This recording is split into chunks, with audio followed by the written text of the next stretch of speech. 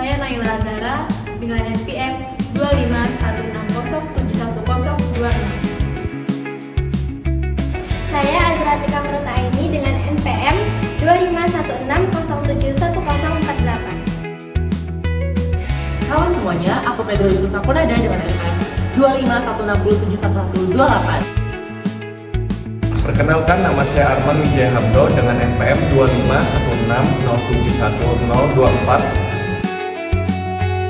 Perkenalkan, nama saya Ferry Sabdan Reza Firmansyah dengan NPM 2516060090. Saya Ratu Zakia Pratiwi Andari dengan NPM 25560711. Dari data World Bank berupa grafik, terlihat ekonomi Vietnam yang mengalami penurunan dan kenaikan sehingga terlihat stabil. Pada tahun 2022, ekonomi Vietnam mengalami kenaikan yang cukup tinggi, berupa sekitar 8,5%. Namun, pada tahun selanjutnya 2023, ekonomi Vietnam mengalami penurunan hingga 5,1%. Hal ini terjadi karena kondisi geopolitik yang melemah serta penurunan minat terhadap barang Vietnam yang menyebabkan penurunan ekspor. Selain itu, kondisi ketidakstabilan akibat perang Ukraina dan Rusia mengakibatkan penurunan ini. Namun, kabar baiknya ekonomi Vietnam mengalami kenaikan pada tahun 2024 hingga 7,1%. Hal ini terjadi karena didorong oleh faktor produksi yang stabil serta kembali meningkatnya ekspor yang terjadi.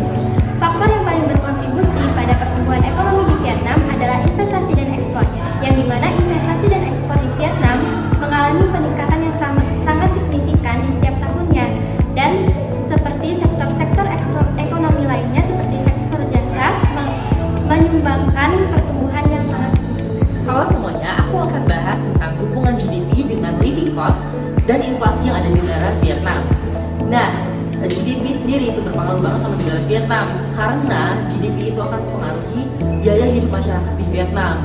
Dan we all know negara Vietnam itu memiliki tingkat penghasilan yang tergolong menengah, sehingga ini tuh mendorong para perhatian wisatawan yang ingin berkunjung ke Vietnam karena harganya yang relatif murah. Nah, secara tidak langsung ini tuh mendukung perekonomian di Vietnam.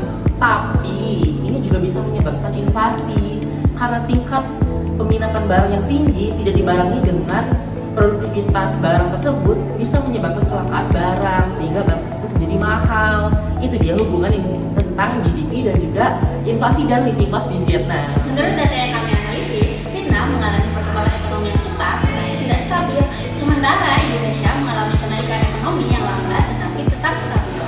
Dari data yang kita dapat dari World Bank, angka inflasi di Indonesia pada tahun 2024 berkisar pada 2,2%. Hal tersebut menunjukkan bahwa tekanan harga yang relatif terkendali. Di sisi lain, angka inflasi di Vietnam berkisar pada 3,6%.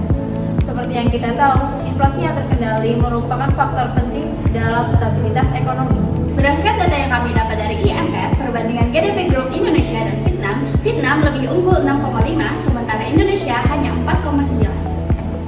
Nah, yang kita bisa pelajari dari ekonomi Vietnam dibandingkan Indonesia adalah bahwa Vietnam berani membuka diri lebih besar terhadap investasi asing dan juga fokus kuat pada ekspor. Tetapi hal ini membuat mereka tumbuh lebih cepat dan juga Vietnam berhasil menarik banyak perusahaan global sehingga industri manufakturnya berkembang sangat pesat.